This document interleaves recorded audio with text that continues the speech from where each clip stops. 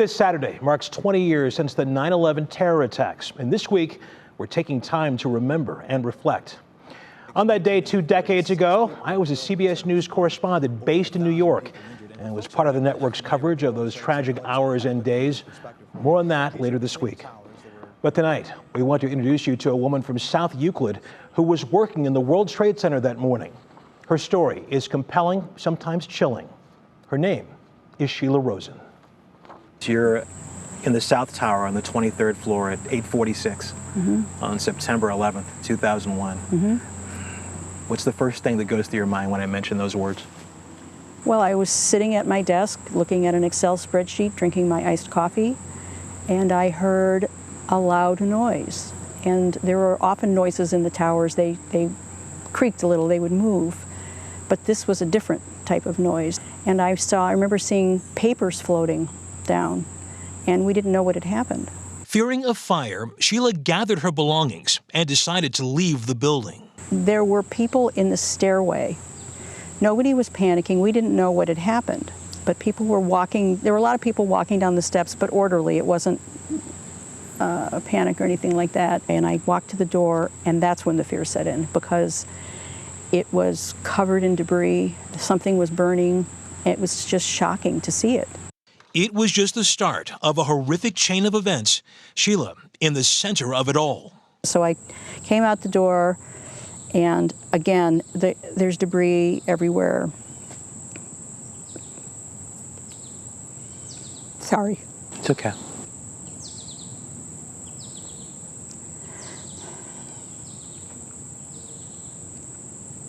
I usually can tell this story pretty well, but sorry. That's okay.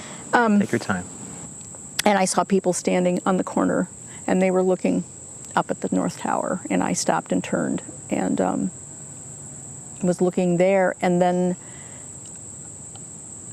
something appeared here and went into the building, and the sky turned black, and there was debris all around me, and it's hard to believe that I didn't know it was an airplane, but honestly, I couldn't process it. And then I just turned and started running down the street and thought, I don't know what to do. And actually, this was the only time that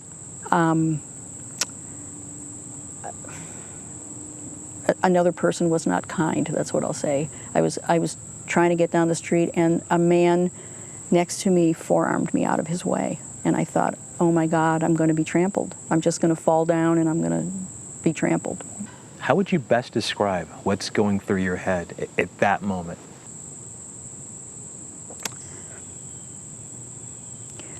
That I have no place to hide, that people with machine guns are going to come out from the mist or the smoke and shoot everybody. That's what I thought was going to happen. I thought that they were going to kill all of us. Because you thought that New York was under attack at that moment. I really did. I really did. But today, Sheilah also remembers how New Yorkers came together. She connected with 3 other survivors. They supported one another as they made their way to her apartment in Brooklyn. People came out of their apartment buildings and set tables up with paper towels and water, and they were handing us wet towels so we could wipe the dust off, which was so kind.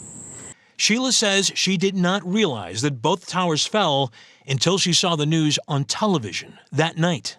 Was there a moment in the days, weeks, months that followed that you were able to say to yourself, it's going to be okay?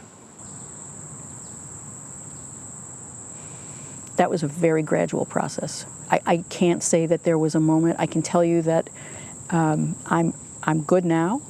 I've been good for a long time.